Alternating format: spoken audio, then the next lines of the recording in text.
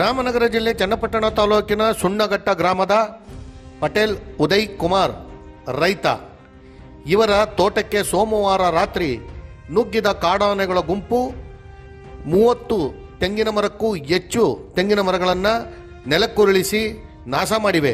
ಜೊತೆಗೆ ಅಡಿಕೆ ಮರಗಳು ಹಾಗೂ ತೋಟಕ್ಕೆ ಅಳವಡಿಸಿದ್ದ ಪೈಪ್ಲೈನ್ ನೀರಿನ ಪೈಪ್ಲೈನ್ ಕೂಡ ತುಳಿದು ಸರ್ವನಾಶ ಮಾಡಿ ಹೋಗಿವೆ.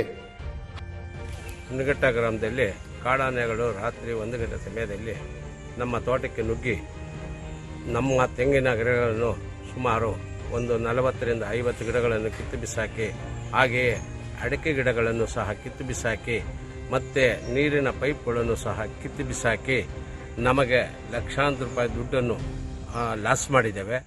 ಆದರೆ ಅರಣ್ಯ ಇಲಾಖೆಗೆ ನಾವು ಒಂದು ಅರ್ಜಿ ಕೊಟ್ಟಿದ್ದಾಗ ಕೇವಲ ಒಂದು 3,000, 2,000, 1,000ನ ಪರಿಹಾರ ಅಂತ ಕೊಡ್ತಾರೆ. ನಾವು ಈ ಜಮೀನನ್ನೇ ನಂಬಿ ಜೀವನ ಸಾಗಿಸುತ್ತಿದ್ದು ನಮಗೆ ಅಪಾರ ನಷ್ಟವಾಗಿದ್ದು, ಈ ಬಗ್ಗೆ ಸರ್ಕಾರ ಕ್ರಮ ಕೈಗೊಂಡು ಈ ಕಾಡಾನೆ ದಾಳಿಯಿಂದ ನಾವು ಯಾವುದೇ ಫಸಲನ್ನು ಸಹ ಅಲ್ಲಿ ಬೆಳೆಯಲಾಗದೆ ಕೈಕಟ್ಟಿ ಕುಳಿತಿದ್ದೇವೆ. ಆದುದರಿಂದ ಸರ್ಕಾರ ಪ್ರಯತ್ನಪಟ್ಟು ಈ ಕಾಡಾನೆಗಳ ದಾಳಿಯಿಂದ ತಪ್ಪಿಸಿ ನಮ್ಮ ಜೀವನೋಪಾಯಕ್ಕೆ ಮಾರ್ಗವನ್ನು ಸೂಚಿಸಬೇಕೆಂದು ತಮ್ಮಲ್ಲಿ ವಿನಂತಿಸಿಕೊಳ್ಳುತ್ತೇನೆ. ನಮ್ಮ ಮೊಳೆದೊಡ್ಡಿ ಗ್ರಾಮದಲ್ಲಿ ವೆಂಕಟಯ್ಯನವರ ಜಮೀನಿನಲ್ಲಿ ಒಂದು ರಾಗಿ ಫಸಲಿತ್ತು. ಅದು 1 ಎಕರೆ ಹಾಕಿದ್ದು. 1 ಎಕರೆ ರಾಗಿ ಫಸಲೆಲ್ಲ ತಿಂದು ತೆಂಗಿನ ಮರ ಬುಡ ಸಹಿತ ಒಂದು 7-8 ತೆಂಗಿನ ಮರನೂ ಕಿತ್ತಾಕಿ ಗೆಡ್ಡೆ ಸಹಿತ ನಮಗೆ ನಾಶ ಮಾಡುತ್ತೆ. ಆಮೇಲೆ ನಮ್ಮ ಉದಯಣ್ಣರು ಸುಣ್ಘಾಟ ಅಲ್ಲಿ ನಮ್ಮ ಮೊಳೆದೊಡ್ಡಿ ಆದಮೇಲೆ ಸುಣ್ಘಾಟಕ್ಕೆ ಹೋಗಿ ನಮ್ಮ ಉದಯಣ್ಣರ ತೋಟದಲ್ಲೂ ಎಲ್ಲ ಲಾಸ್ ಮಾಡಿದೆ. ಅದಕ್ಕೆ ಈ ಅರಣ್ಯ ಇಲಾಖೆಯವರು ರಕ್ಷಣೆ ಕೊಡೋರು ಹೋದರೆ 4,000, 3,000, 2,000 ಹಂಗೆ ಹಾಕ್ತಾರೆ. ಅದಕ್ಕೆ ಕಾನೂನು ಕ್ರಮ ಜರುಗಿಸಬೇಕೆಂದು ಕೇಳಿಕೊಳ್ಳೋದು. ನಿಮ್ದೇನು ಲಾಸ್ ಆಗಿದೆ? ನಮ್ಮದು ರಾಗಿ ಫಸಲು, ತೆಂಗಿನ ಮರ. ಎಷ್ಟು ಎಕರೆ?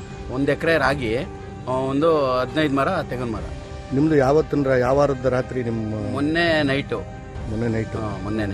ಅಂದ್ರೆ ಭಾನುವಾರ ನೈಟು ನಿಮ್ಮ ದಾಳಿ ಮಾಡಿದೆ. ಸುಣ್ಘಟ್ಟದಲ್ಲಿ ನಿನ್ನೆ ರಾತ್ರಿ ಮಾಡಿದ್ರು. ಸೋಮವಾರ ನೈಟ್ ಮಾಡಿದ್ರು. ಒಟ್ಟಾರೆ ಒಂದು ಗುಂಪು 2 ಊರುಗಳಲ್ಲಿ ಓಡಾಡ್ತಾ ಇದ್ದಾವೆ. ಒಂದು ಗುಂಪು ಬಂದು ಹಿಂಗೆಲ್ಲ ದಾಳಿ ಮಾಡ್ತದೆ.